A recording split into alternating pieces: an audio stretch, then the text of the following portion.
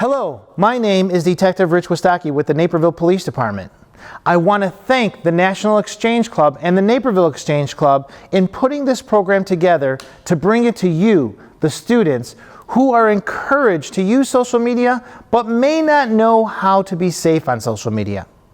The Keeping Kids Safe Online program will show you exactly what you need to know and how to be safe online. We're going to talk about a lot of things, and I am so appreciative of the National Exchange Club to bring this program across the United States to make kids safe, to inform parents, and to teach law enforcement how to investigate these crimes. My job as a Naperville police detective is to protect kids online. The crimes that I investigate are cyberbullying, sexting, sextortion, computer tampering, hacking, and swatting. Today, I'm going to show you how to keep safe and not to be victimized. Through my years of being a detective, I've traveled all over the country to train kids just like you. I also train parents and I train police officers on how to investigate internet crime that happens on your devices, on the internet, or with your cell phone applications. It's really easy. In this program today, I am going to show you exactly what you need to do in case something bad happens on your social networks, your gaming platforms, or online. So what I'd like to do is that I'd like to cover some of the threats that are around on your social networks, your gaming platforms, or online. Some of the things that we're going to talk about is cyberbullying, and that's going to be a big one. We're also going to talk about internet predators and how they try to get to you through your social networks. We're going to talk about some of the cell phone applications that are trending today, such as Snapchat, Musical.ly, Instagram, and we're going to cover the dangers that are involved in those social networks. One big thing I want to talk to you about is called sextortion. It's like blackmail against kids. We're going to spend a lot of time on that so you are not a victim.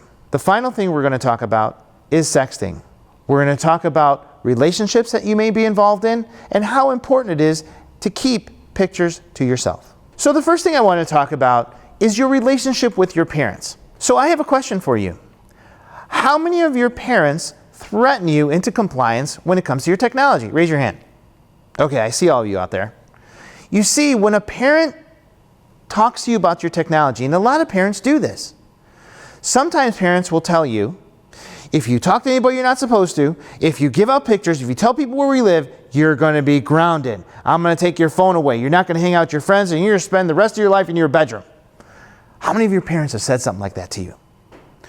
Well, kids, I'm here to tell you, when I get the opportunity to talk to your parents, I'm going to tell them that's not an appropriate thing to do. Because when we talk about sextortion, I'm going to show you how sextortionists love when your parents scare you into compliance. In the reality of things, your parents need to have talks with you, and you have to have talks with your parents about what goes on social media. So what I'd like to talk to you about is a concept called the golden ticket. You see, what the golden ticket says, when you're in trouble, you need to be able to go to the person who's responsible for you. Whether it's your parents, your grandparents, your guardians, you need to know that you can trust them to do the right thing. And when I teach your parents or your guardian or whomever is responsible for you, I ask them, do you take your child's device away? Well, when there's a threat of taking your device away, a lot of times you're not going to go to your parent or your guardian because you don't want to be without your phone. So what the golden ticket says is that when your son or daughter has a problem and they come to you, you have to give them that golden ticket because you want them to be safe. Even if you made a mistake, kids, and you're ashamed of the mistake that you made, you still need to be able to go to your parent or guardian because they are responsible for you. You see, when something happens bad to you, your parents are responsible for you in good times and bad. When you talk about the golden ticket, and when I teach them, I'm telling them, look, when your kids come to you, you need to have that technology talk. That if somebody makes you do something that you do not want to do or that you're ashamed of, you need to come to us right away. If you come to us right away, we're going to give you that golden ticket, and there will be no consequences for what you did. Now, the next thing you have to understand is that your parents are responsible for you. And you need to trust them to make the right decision for you. So when we talk about privacy, when we talk about your own social network and what you're doing on your social network, you have to understand that your parents are responsible for what happens in there. Therefore, there is no such thing as privacy for children until you become 18. Again, in good times and in bad, your guardian is responsible for you. They have the right to go on your phone anytime they want. They have the right to know the codes, screen names, and passwords to get into your social networks. Because if you're in trouble, they are responsible. I really need you to understand, if you've cut grass all summer, if you babysat all winter to buy that new iPhone 7 with your own money, by law, you still don't own it. Your parents allow you to have it. Let's do a little exercise. I want you to look down at your feet. See your shoes there? You don't even own the shoes that you're wearing until you're 18. Your parents allow you to have it. Now that we have that out of the way, on what the parent's responsibility is, and when they want to look at your phone, they have every right to look at your phone. Now I understand, if you're involved in a divorce situation, maybe mom lives over there and dad lives over there, and maybe you're spending time with mom or spending time with your dad, and maybe your dad is your best friend, or maybe your mom is your best friend, but your parents need to come together to make you safe. And the only way to do that is to have a technology talk with you and to understand the parameters of what happens in social networking. So when we talk about your privacy, understand your parents are not private from what you're doing on your device. That's the law. Some of the things that we need to talk about, and when I go to schools all over the country, there's one thing that you need to understand. Besides, there's no such thing as privacy for children. No one online is anonymous when it comes to social networking. Please understand that. You see, as a police detective, I have special superpowers. Yes, the superpowers I have is a funny word. It's called a subpoena. Yes, it's called a subpoena. So let's talk a little bit about that and this concept between subpoenas and search warrants. You see, how many of you have Comcast? How many of you have Charter? How many of you have Level 3 Communications, your internet service provider? Verizon, Sprint. Let's talk about what information those companies have about you and your family. So, is it free? Comcast, Sprint, Level 3 Communications, AT&T, are those services free? No, they're not. You see, when your parents pay for that, they know the financial information in that house. They know how many people live in your house. They know what devices you have. They know where you've been searching. They have your inbox, outbox, deleted mail. They know everything about your family. And you see, as a police detective, when I give them a subpoena or search warrant for that information, all that information I get to investigate my case. Wow, right? Yes. So when I tell you no one online is anonymous, that is what I mean. The police have certain powers given to us to protect you from someone cyberbullying you. So what is cyberbullying? Cyberbullying occurs when a child or teen is embarrassed, humiliated, harassed, tormented, or otherwise targeted by another person in person or using the internet or other form of digital communication. I am here to tell you this. No one has the right to make you feel bad about yourself when it comes to doing things online. They can hide behind any social network they want. As a police detective, I train police officers all over the country. And the Exchange Club has agreed to partner with me to train as many police officers as we can across the country. So kids like you can become safe when somebody is bothering you online. When somebody is bothering you online, we as police have the ability to find out who that person is. The only thing we need you to do is gather some evidence for us. And I'm going to show you today what that evidence is. So first and foremost, we've all been taught in school what cyberbullying is, how it occurs, and things like that. The schools have really done a really good job. Let's take it a step further. If someone is cyberbullying you, we're going to tell you who it is, who's doing it, because we can find that out. And that person can be arrested, that person can be sent to court, or that person can get consequences for their behavior to show them that what they're doing is not appropriate. Again, no one has the right to make you feel bad about yourself in social network. And if they're doing that, we can make it stop because we can find out who they are. I want to lay out some ground rules for you when it comes to talking to people online. The first thing you have to do is identify and verify who the person is you're gaming with. You're talking to on Snapchat, Instagram, Roblox, Musical.ly, Minecraft. But here's our baseline. You have to be able to tell me or tell yourself or to tell your parents what that person's first name is, what their last name is, their telephone number, what their address is and where they live, and where they go to school. Now, if you can verify, physically verify who this person is, not just by the pictures they send you or the school they tell you that they're going to, you know exactly that that person, because you've seen it for yourself, lives in that house on that street. Or, that's my cousin's friend that I met at that party, and I know how to get in touch with that person. If you can't tell me these 5 things, everyone else online is a liar. You cannot trust anybody you meet online. Because predators, ladies and gentlemen, whether they're sexual predators, whether they're financial predators, whether they're trolls who want to make you feel bad about yourself, you need to be able to stand up and say, no, I'm not dealing with this. Because when you meet people online, if you're not doing this verification, everyone else online is a liar. Now, if you hold that to you, you will not put a lot of stock in that relationship of that person you met online. Because predators go where the kids are. So, let's switch gears a little bit here.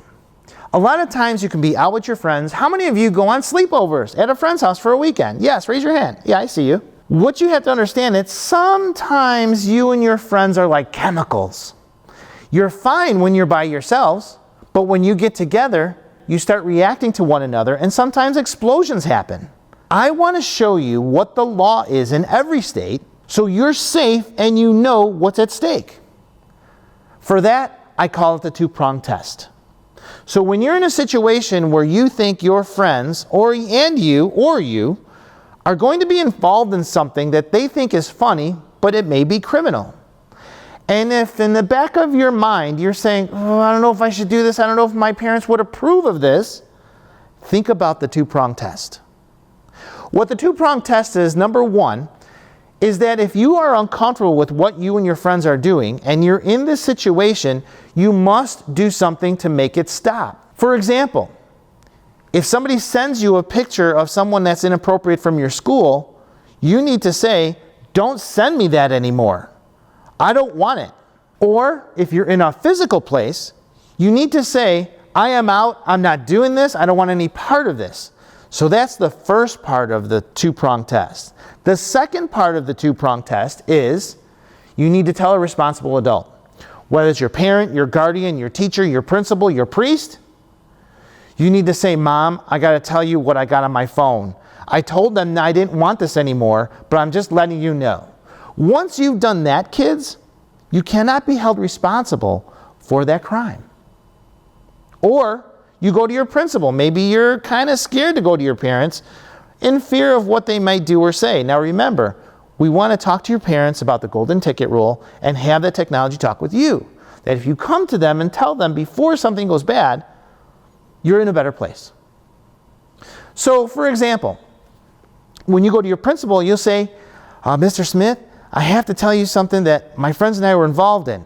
And I know a lot of you and your friends think snitches get stitches, but you can't be concerned with that because your friends are not concerned with your future. And if you're involved in something, you have to apply the two-prong test. Do something to make it stop, and not or, and tell a responsible adult. So I want to go over what a typical cyberbullying law says. Now they're different all over the United States, and I've been all over the United States, so I want to bring that to you so you understand some of the things you have to do if, God forbid, you're involved in a cyberbullying situation.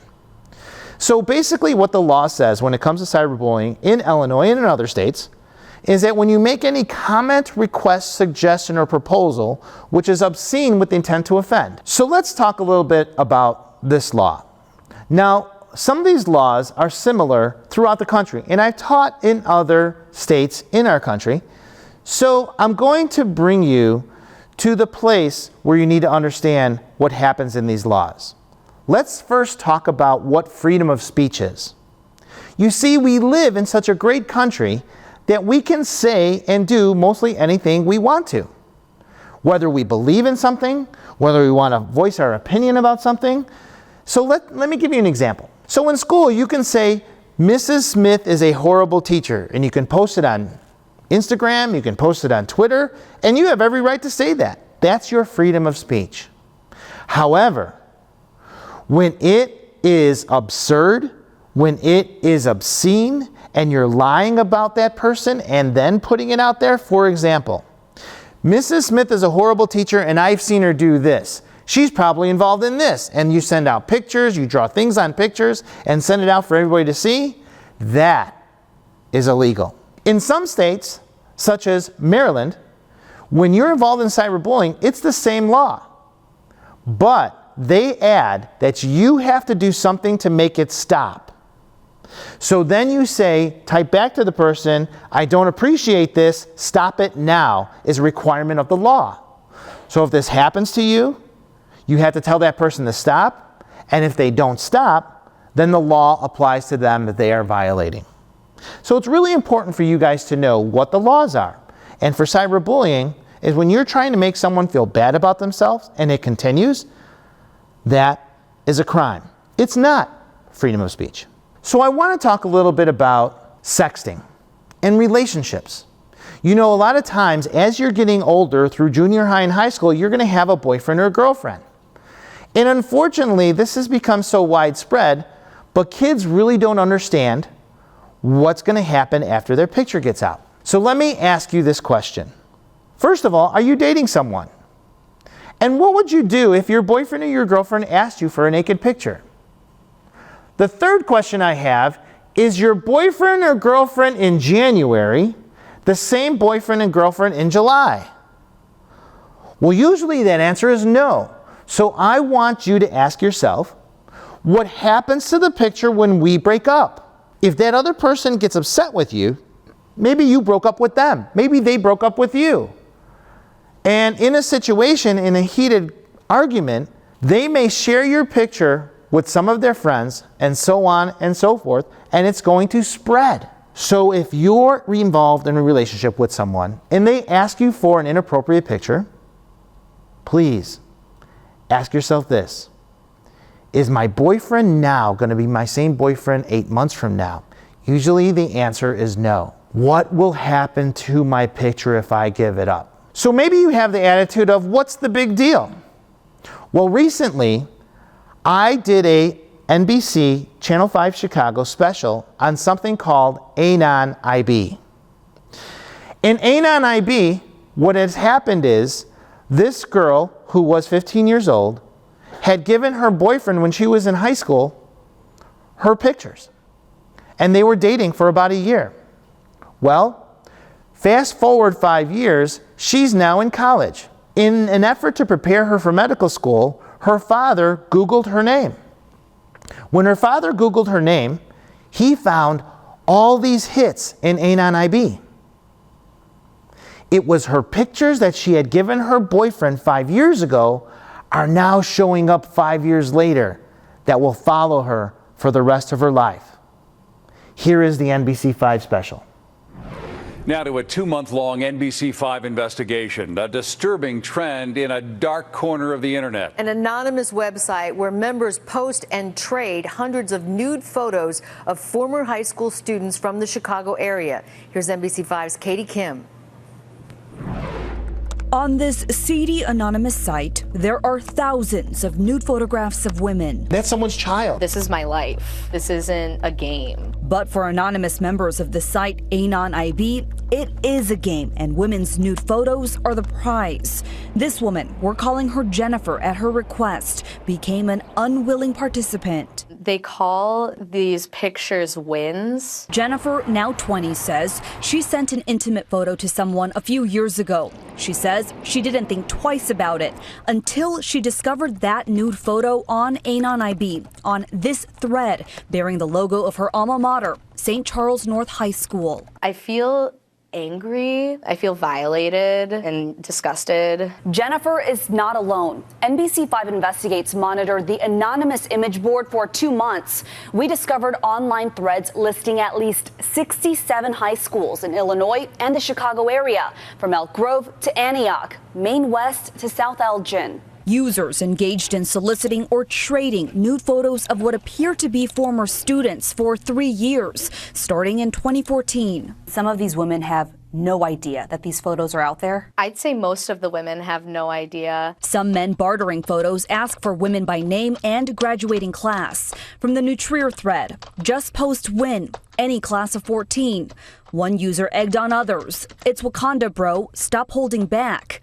Yet another claims literally had thousands of pics. Deleted it after I turned 18 because we were all underage. Would you say some of the women on there are underage? Absolutely. I know for a fact they're underage. Naperville Detective Rich Wistocki investigated a case of child pornography on Anon IB last summer. A concerned dad had Googled his daughter. He wanted to make sure that she was ready for medical school. And his daughter's name pops out in Anon IB. Wistocki says the nude photos were taken when the girl was 15 and sent to boys she dated. The veteran detective says he got the child porn posts removed immediately after he contacted Anon IB, but he warns images often reappear months later. They don't completely wipe it off the face of the internet. On Anon IB, users' identities are only a set of numbers. NBC5 Investigates found that inactive threads still appear on the site in a separate archive section. For years, activists have petitioned to remove Anon IB altogether. The site is infamous as the dumping ground for stolen nude photos of celebrities and female Marines. The reason that it should be taken down is because it's providing a venue for lives to be ruined. Anon IB has not responded to our requests for comment. Legal experts say because the site is operated out of the country, the victims have little recourse. The only thing we can do is arm our girls and guys not to be involved in something like this. I may have made a mistake, but it doesn't make me a bad person. I don't want to sit in the victim role and let them have that control over me. And that is precisely why Jennifer and other victims wanted NBC5 Investigates to name this website. The women, as well as authorities, told us they want the public to know sites like this exist and to take measures to protect themselves. We reached out to all 67 high schools for comment. A handful responded, condemning the activity and encouraging former students to contact local police if their photos are on this site. Katie Kim, NBC5 Investigates. What an amazing story. So please understand, if somebody wants that picture, I also want you to consider something that I call the 3P test. When we talk about the 3P test, if you were to take a picture and video and then send it to someone else, your filter should be the 3Ps, being your parents, your priest, or your principal. And if you were to show that picture or video to any one of these 3Ps and they'd be okay with it, then go ahead and send it. It's fun. It's what kids do. But if you think for a moment that any one of these 3Ps would consider that picture or video inappropriate and not of your good character, this could be used against you in something we call sextortion. So I want to talk to you about something called the exit plan. Now this goes along with those technology talks that I want to talk to you and to your parents about. So let's talk about this exit plan. How many times do you go someplace and your parents tell you, text me when you get there? Now, when you get there, you text your parents, here, mom, okay, sweetie, call me if you need anything. That's a usual conversation, text conversation that you have with your parents. But sometimes when you get to a place and they could be smoking weed, They could be involved in drinking. They can be involved in anything else, but when you get there, you're like, oh, I didn't know this was happening this way. I don't want to act like a jerk and leave or look like a baby and I'm going to leave. How am I going to get out of here? So I don't be involved or be pressured into doing something that's going on, either smoking weed, having sex, or drinking. How do I get out of here? This is what the exit plan is. You need to have that technology talk with your parents and say, if I'm involved in something, maybe you pick an emoji. Maybe you pick a letter X. Maybe you pick a question mark. And now when it happens and you get dropped off or you arrive at a place with your friends, I'm here, Mom, and you finally realize that this isn't the place you want to be, you text that X, you text that emoji to your parent. Your parent then will wait about 5 minutes and come back and text you, something's wrong with Dad, something's wrong with Grandma, something's wrong with Uncle so-and-so. You need to help me get them to the hospital. This way, they're going to exfil and get you out of there, and they're going to text you this. And what are your friends going to do when you tell them, oh, I have to go. Oh, why? Are you a baby? You just can't handle what we're doing? No, something's wrong with my dad. Look, he's going to the hospital, or my grandma's going to the hospital. My mom needs help. She's going to pick me up. I'm out. So the conversation you just had with your parents is a great way to have that exit plan to get you out. So pick a character, an emoji, a symbol that both of your parents know, and you know that's a clue to get you out of there. Make up a story, send it in text, and then you're out. Having the exit plan is so great for you because if you are exited from a bad situation, you will be able to avoid the cyberbullying that goes along with that once you leave. You can actually tell your friends that something happened. And this is a great way to be safe in your junior high and high school years. Another thing that you should be aware of is that the common denominator in all my sextortion cases, the blackmail cases that kids are involved in, is this. So I have a question for you. How many of you have seen texted to you or someone else, you owe me one pic? Yeah. When I go to schools all over the country, I have 5, 10, 15, 20 people raising their hands that they saw that. Well, that is the common denominator in every bad sextortion case that I have. If somebody types you owe me one pic, you need to know some things. That person probably isn't the person you think they are. That person has bad intentions for you, and they're going to use your picture against you. And it all starts with, you owe me one pic. I don't care if you've known this person and you go to school with that person, if they send you this, you're about to be a victim. I want this to be a red flag for you. So when somebody types you owe me one pic, I want you to type back, I don't owe you jack. You see, when I'm in schools across the country, I tell them, I want you to say, I don't owe you jack. I get them to repeat it. I get them to scream it. I get them to stomp their feet. When somebody says you owe me one pic, what do you say? I don't owe you jack. I want you to be able to draw your line in the sand that if somebody says you owe me one pic, that is not who you think it is. And they have bad intentions for you. So the next thing I want to talk to you about is sextortion. The definition of sextortion is a form of sexual exploitation where people are extorted with a nude image of themselves they shared on the internet through sexting. They are later coerced into performing sexual acts with the person doing the extorting and or are coerced into performing hardcore pornography. So it's important for you to understand the concept of this. Sextortionists, which are the people who do the sextorting, love when your parents threaten you into compliance.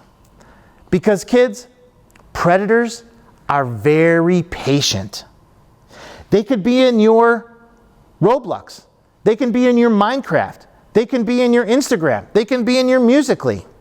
And they wait 1, 2, 3 months. And then finally one day they will say to you, once they have established a relationship with you online, hey, do you have a Kik? Hey, do you have a Skype? Hey, do you have a Text Now? Hey, do you have a Snapchat? Let's go there and talk. When someone tries to take you off your gaming platform to get you into private chat. They are not who they say they are, and they have bad intentions for you. Because if they wanted to say something to you, why not say it to me on the game? So then you trust this person because you've been gaming with them for 3, 4, 5 months.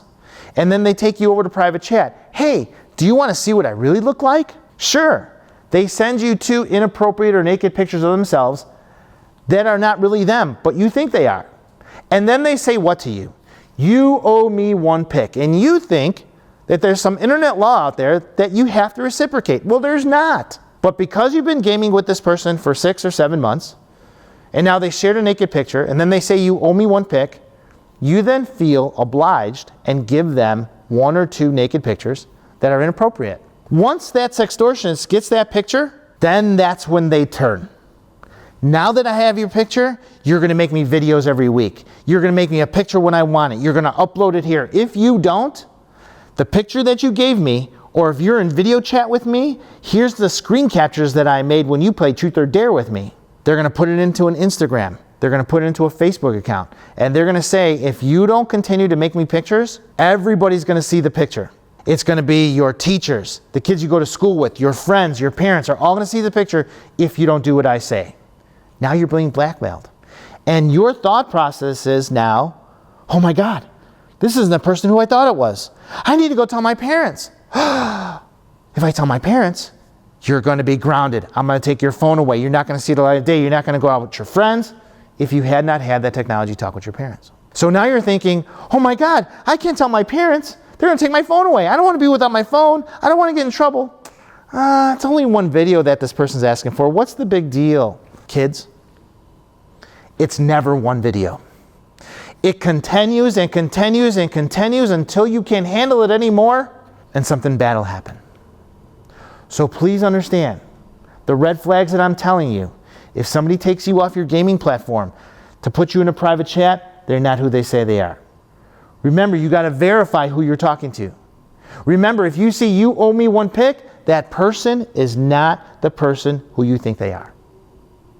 I want to show you a video that the National Center of Missing and Exploited Children made, and it's exactly how sextortion happens. Here we go. Hi, Zach. Here's another video from my special guy. I can't believe we haven't talked all day.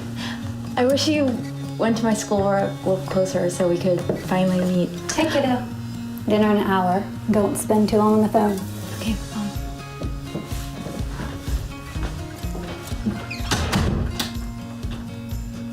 I know you've been waiting for this for a while, so I wanted to give you something special.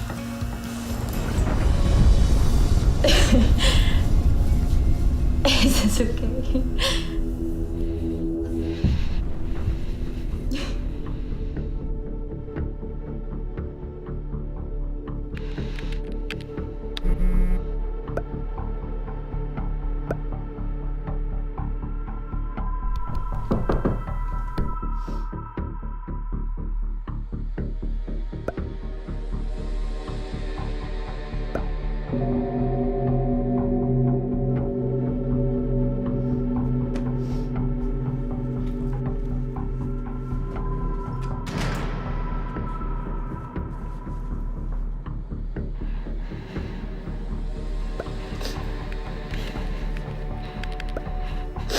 Who are you?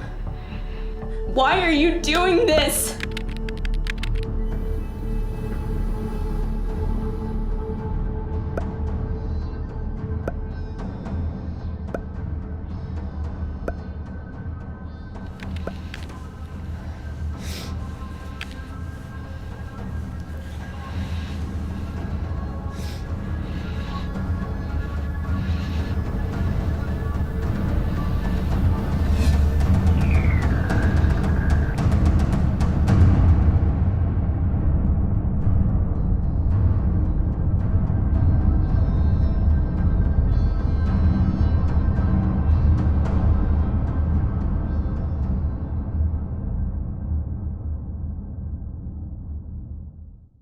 This is exactly how it happens.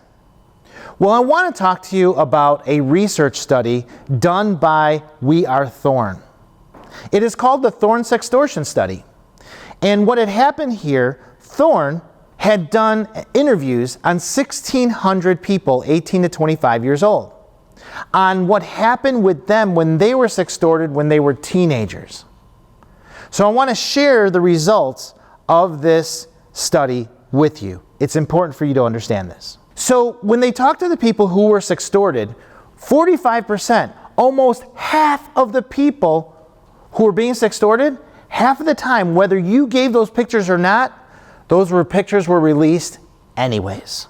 I would say probably the most disturbing thing about this study is that 60% of the suspects were someone you knew or who you went to school with or grew up with in your neighborhood. 60%. 40% of the people who committed sextortion were people who they met online. So again, if you see those red flags, you owe me one pic, let's go to private chat, things like that, you need to know that that person is not who they say they are. I cannot say that enough. 60% of the sextortionists were somebody who you knew or grew up with or went to school with, but 40% of the suspects were someone you met online. Some of the consequences from sextortion were 1 out of 4 of the people affected by that had to go into mental health counseling. That sextortion messed with their minds so much that they couldn't function and they needed help mentally to get on track. 1 out of 4. 1 out of the 8 people of those 1,600 had to actually move away and go to another city, another state to get away from what happened in that town and to avoid the cyberbullying. Because after sextortion, ladies and gentlemen, and if it's not handled appropriately or taken down, that is going to continue to follow you for the rest of your life. So when you're involved in this type of thing, law enforcement has to do its job, and we're going to cover that in a little bit. One of the most important consequences that you need to be aware of is that 1 in 3 remained silent. And they didn't say anything because they were embarrassed. However, they did tell a special friend. Now, when your friend is in trouble or they're involved in something, sometimes they may come to you and say, hey, I have to tell you what's happening to me. I'm being sextorted or I'm being catfished. I need to tell someone, but you got to promise not to tell anybody what I'm going through. And as a good friend, I'm not going to tell anybody, I promise. Kids, if your friend comes to you and says they're being sextorted or catfished, you need to tell someone to help them. If you see something, say something to a responsible adult. And I'm putting this back on you. What kind of a friend are you that allows your best friend to go through something like this? If they tell you something in confidence that somebody is making them take bad pictures or making them meet them, you need to tell someone because that is your friend. You will be the world's most best friend if you told someone and got your friend some help. Again, what kind of a friend are you that allows your friend to go through this? So if you see something, say something. This is what this research tells us. And I can't tell you, out of all the schools that I go teach this in, this piece saves more lives than you can ever imagine. Because when you see something going on with your friends and you tell an adult, the adult will do something to make it stop. So your friend is no longer victimized. Please understand this concept. If you see something, say something. What kind of a friend are you? One of the things that I'm really not proud of is 16% of those victims told law enforcement. Because when they brought their situation to law enforcement, they were told, oh, this is a civil matter. Oh, we don't handle that here. Or call the FBI. Then you're victimized a second time. So I go out throughout the country teaching law enforcement, and I'm so happy that the National Exchange Club is going to help me do this throughout the country, because we're going to train law enforcement officers on how to take these reports. If something was wrong with your knee, would you go to your dentist to get it fixed? Why not? They're both doctors, right? They both went to medical school. Well, no, one has a specialty over the other. And that's exactly what happens in law enforcement. Some police officers are really good at writing tickets. Some police officers are really good at investigating homicides, gangs, theft. But not a lot of officers are trained in how to handle technology crimes such as sextortion, and they don't know what evidence they need to find the bad guy. Well, because of our partnership with the Exchange Club, we're going to be able to train police officers all over the country. Let's move on. So what does the Thorn study tell us? Well, we have to increase public awareness to this message. We have to go into the libraries, the PTAs, the community events, and show parents exactly what they need to be aware of. We need to be in the schools and educate you, the student, to show you what the red flags are, such as, you owe me one pic, or do you want to go to private chat? Those types of things you need to know to be safe. We need to mobilize bystanders. When I tell you if you see something, say something, that's what that means. We need to encourage proactive interventions. What does that mean? People have to know how they need to handle these things, such as your dean or your principal. They need to be trained on what to do when this happens. And finally, we need to train law enforcement all over the country so they become sensitive to what you are reporting to them. The next thing I want to talk to you about is reporting. If you're involved in something, like I said before, we can make it stop. But first, you have to ask yourself this: does it fit a crime? Such as false personation. This is when somebody makes a fake social network on you with the intent to make you feel bad about yourself or to discredit you. Things like the cyberbullying statute called harassing and obscene communications, cyberstalking, sexual exploitation of a child, or indecent solicitation. So if it fits a crime, there are certain things you have to be aware of and collect evidence for the police department. Now let's talk about evidence for a second. Can you give me a definition of what evidence is? Well, a definition of evidence could be something that proves a crime happened. A lot of times as a police detective, I spend time to prove something did happen or get evidence to prove that it didn't happen. Either way, evidence are a series of facts that prove something happened or didn't happen. That is a great definition of evidence. So what evidence do you need to grab to give to a law enforcement officer? Here we go. The first thing I need you to do is take screen captures of everything.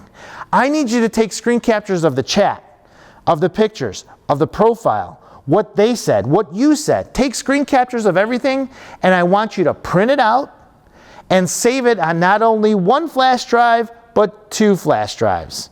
So I need it in digital form and in hard copy form. Screen captures of everything. The next thing I need you to do is get the user ID. We're going to cover all these examples of evidence and show you exactly what it means and where to get it. Get the user ID. The next thing I need you to do, if you're going to report it to the police, do not report it to the social network, ladies and gentlemen. Got it, guys? Let me say that again. If you're going to report it to the police, do not report it to the social network. Here's what happens. If you report something to the social network before you report it to the police, it may violate their terms of service, or TOS. And if it's something really, really, really bad that you're reporting, they may take the whole account down and delete it. Well, then you go to the police department, report it to us, and I give them a subpoena. They're going to come back and tell me no records found. So you see, I need you to block that person, report it to the police department as soon as it happens. You know, I get a kick out of parents who work 9 to 5.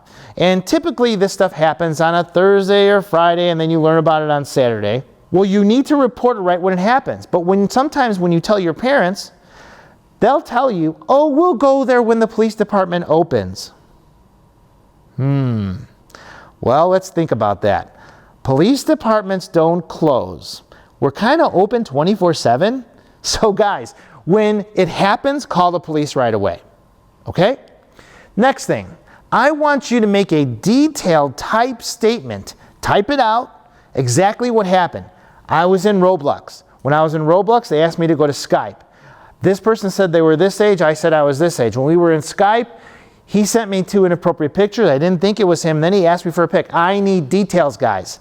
I need you to type it out. I need you to print it out and then put a copy of that on those 2 flash drives. Now, when I talk about those 2 flash drives, I want you to keep one for yourself and give one to the police department, but hand them the copies of everything that's in the flash drive. You see, when the police officer comes to your house and you report to them on being cyberbullied, sometimes they may think, well, this is your fault, or this is your mom's fault.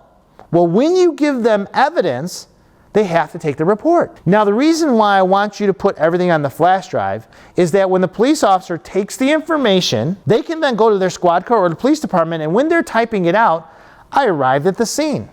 I spoke to the victim. She said this. Flash drive in, copy and paste, choom, right to investigations so we can get started with the case. As long as I have a good user ID and the right story, ladies and gentlemen, we can do the case. We can investigate the case and find out what exactly happened. Now, there's another procedure you need to know about. It's called a preservation letter. So we talked about my police powers, doing a subpoena or a search warrant, but there's something called a preservation letter. Now let's say your pictures got out after you broke up with your boyfriend. He got mad at you and sent the pictures out to friends, and now everybody's got them in school. And they're on this Instagram account.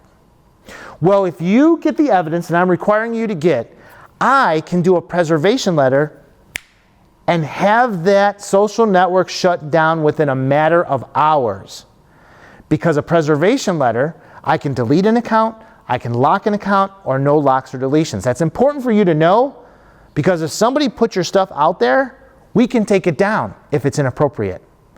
So please understand what we are able to do for you so you do not get cyberbullied. So let's go over how to capture this evidence. So if you're on a Windows machine, you simply press the Windows button, PRT-SC, you press them at the same time. You open up a Word document, you right-click and paste. Now, if you are running a Mac at home, depending on what type of software you're running in your Mac or what type of version you're running in your Mac, it is Command-Shift-4 or Command-Shift-3, depending on what version of operating system you have. Once you do Command-Shift-4, it takes a picture of the screen and sends that document to the desktop. Now let's talk about screenshots on an iPhone. Simply, power button, home button goes in your camera roll. On an Android, what happens is the same thing. Power button, home button goes to your gallery, or sometimes if you set up on your Android, palm swipe to capture, you can do that too. That is how you take screenshots on computers and cell phones. Let's talk about user IDs. When we are in Skype, that user ID is underneath the avatar picture of the account. When we go to Kik, it is the name underneath the user created name. That is the name that we need. When we are in Snapchat, and there's a lot of things I need to tell you about Snapchat, guys. The Snapchat name is underneath the user created name, and it's in small right there, as you can see by the arrow. Now, when we talk about Snapchat, there's a lot of things that they have done recently when you update your Snapchat, such as the Snap Map. This takes your geolocation from your cell phone and can tell everybody else where you're at. This can be really dangerous for some people. So in order to avoid that, you need to go into your settings and be in ghost mode so it takes that geolocation off of the Snapchat app. Another thing in Snapchat you have to understand is that a lot of times you think after 10 seconds it's gone. Well, it's not. Forensically, when we do a case, our forensic examiners can sometimes get those pictures back even though you think they're gone. Or when you're dealing with someone on Snapchat and you send out your picture and video, when they do a screen capture, it'll tell you when that screen capture was taken, right? But so what? It's too late. Let me give you a third reason. There are third-party apps out there that people have on their phones, guys, that when they use these third-party applications and they do a screen capture, you will never know it. So please understand that there are programs out there that people can use to capture your pictures or videos that you send out. It's not gone after 10 seconds. So let's talk about Twitter. Twitter, the user ID is @ and then the name. That is what the user ID that we need to do the case. And let's be serious here. If I don't have the user ID, I cannot do your case. Instagram. The user ID in Instagram is at the top. Again, you have to know where these things are. Now, in order for you to make your Instagram private, you need to go to that little cogwheel you see on your screen in the upper right-hand corner. When you hit that cogwheel, a screen will appear and you have to turn your privacy on. When you put that on, people cannot see your geolocation.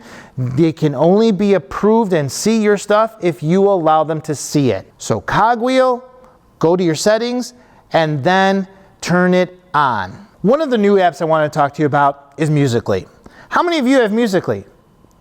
Okay, a lot of you high schoolers are probably laughing at that because it's for little kids, but how many of your little brothers and sisters have Musical.ly?